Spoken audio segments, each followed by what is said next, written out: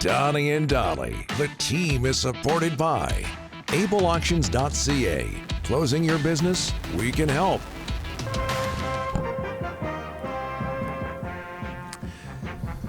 A restart on the music there, but we're okay. Ray's next, and all of today's guests, including Ray, brought to you by the Bayside Oceanfront. Look at this. Now I'm... Yes! Oh! I'm out of sorts here. I'm excited. Ray's joining us. Always when Ray comes aboard. Today's guests are brought to you by the Giants. The G-Men are at the LEC for back-to-back games this weekend. Saturday, they take on Spokane at 7. Sunday, they face Prince George at 4 p.m., followed by a family post-game skate. They're in Kelowna on Friday. Yeah. Head to VancouverGiants.com to get tickets for those games and the Teddy Bear Toss game on December 14th against Victoria. So Kelowna on Friday, 2 games at home, then. Saturday, Sunday. Here's a man who's very familiar with busy Western Hockey League team schedules. Ray Ferraro from the NHL and ESPN joining us from Chicago. How are you, sir?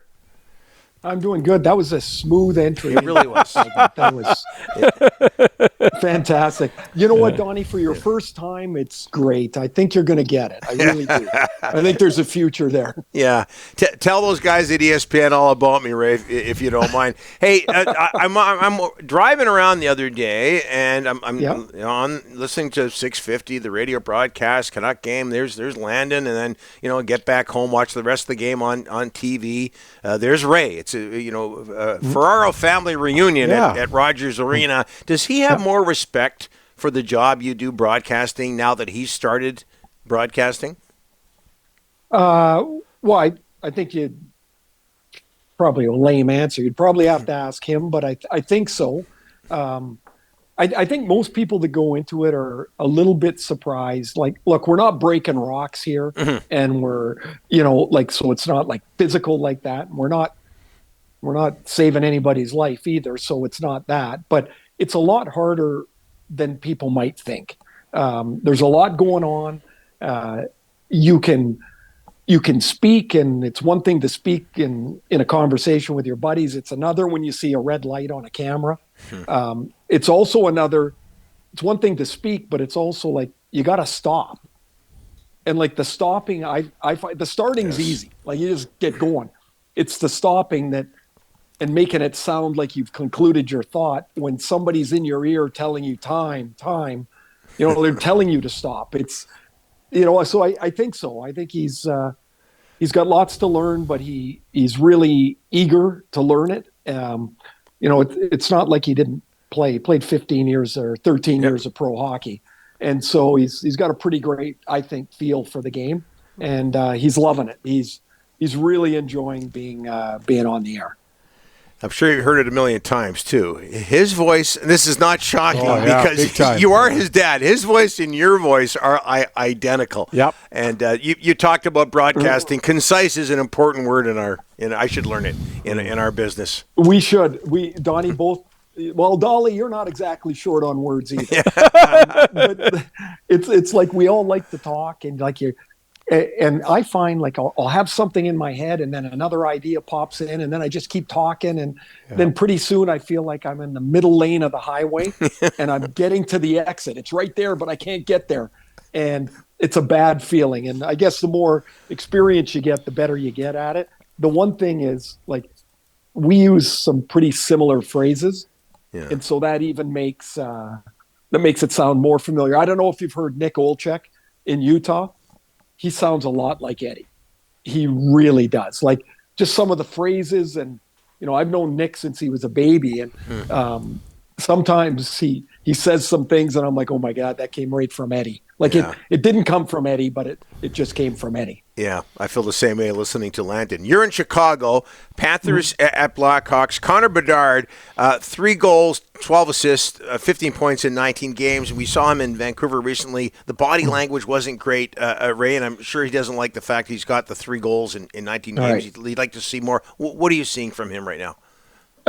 No matter how much he talks about it, I see a completely frustrated and confused player. He's never had a stretch, I'm sure, at any level of his hockey career where he's gone through something like this. And there was also nothing worse than everyone that's trying to help you tells you to relax. Like, who can relax when they're telling you to relax? So Connor's been, has got a famous work ethic already. His attention to detail, his sole focus is hockey, and that's great.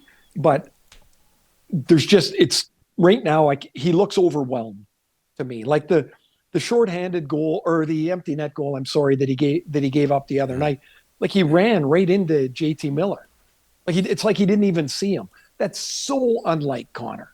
So I like that they took him out of the middle of the ice. They stuck him on the wing with Jason Dickinson, who's really found a home in Chicago.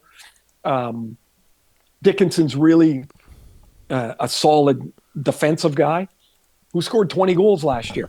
So there is an ability to make a play. It's not like it's a foreign concept. But now Connor doesn't have to check. He's got to play the wing. It's a far easier position to play. He can become more of a shooter.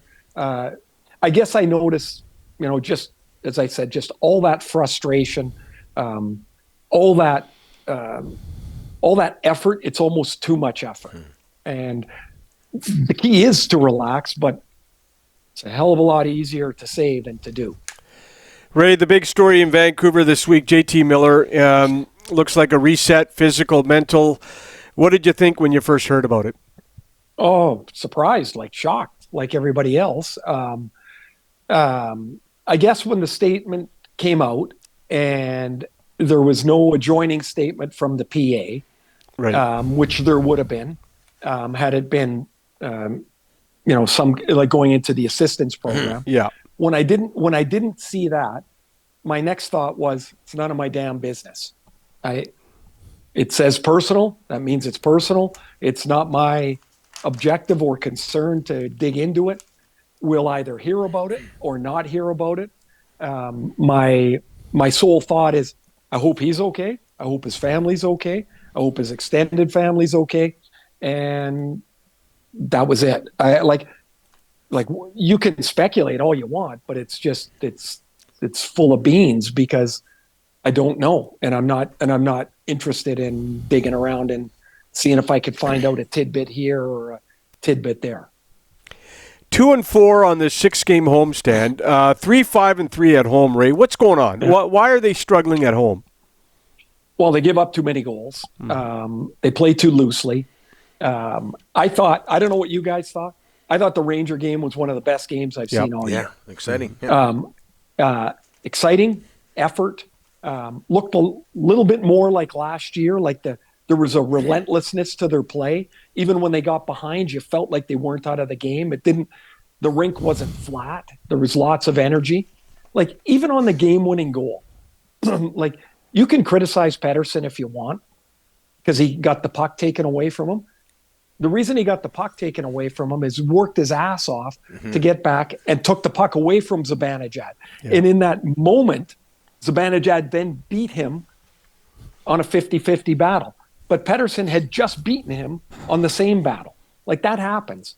And it ends up in the back of the net. Maybe it could have been played a little differently, but off of the turnover, the Rangers, what they're really great at is they strike quick. And that didn't take long to go Zibanejad, Smith, Kreider. Like, boom, boom, boom, it's in the net. But as for the problems, like I said, I mean, the defense has been too porous. I thought they had lacked a connectivity in their play. Like, last year, the puck didn't stay in their end very much. When it was in their end, it was never in the middle of the ice. And now when it stays in their end, it gets into the middle of the ice. And so that's an area that has to be corrected if they're going to turn around what's kind of wildly, they're 9-5-3, right? Like, it's not been a very inspiring start, but they're 9-5-3. If this is their lousy stretch, I think a lot of teams would take it. You got to think in the next, what are they on the road for 6, guys? Yep. Is it? Yep. It sounds like Demko's going to get in there at some point. Well, he might have a couple of stumbles as he gets his feet under him, but are the Canucks a better team with or without? Well, of course, with. It sounds like Besser is starting to make some progress. Better team with or without? Well, of course, with. And so if you start to add pieces, to a team that's kind of, I don't know, scuffled their way to this record, you got to think that there are some better days ahead. At least I do. Right, before I let you go, what's your take on Zach Whitecloud's hit last night? I'm assuming you saw it on Matthew Knies. Oh, yeah. Well, how could you not? Yeah. I will say this. So, of course, there's an influx of social media comments and opinion.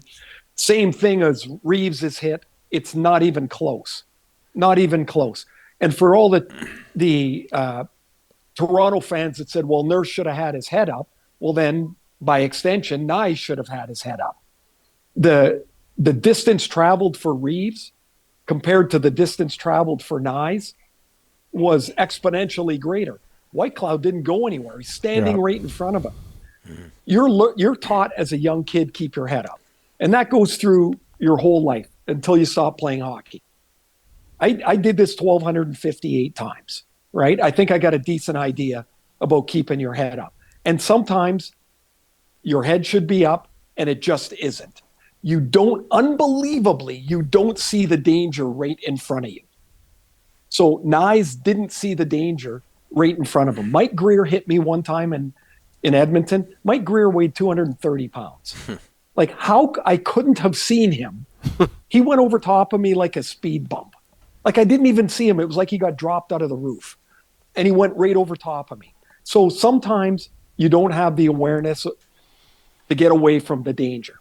That being said, if you slow that down and you look at that with a non-biased eye, Whitecloud's foot is on the ice at contact. Yes, he's elevating through the hit because a hit is like a teeter-totter.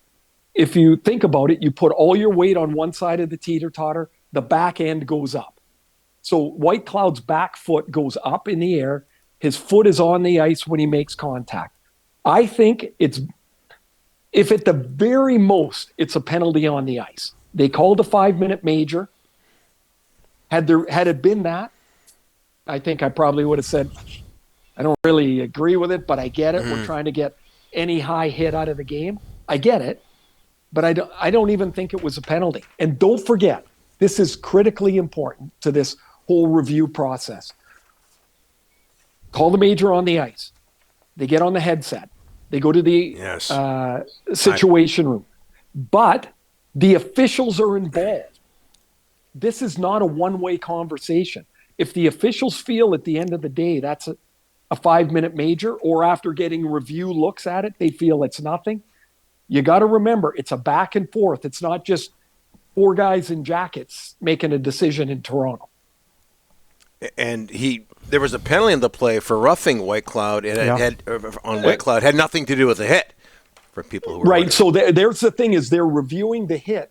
They can't review everything else. Yeah.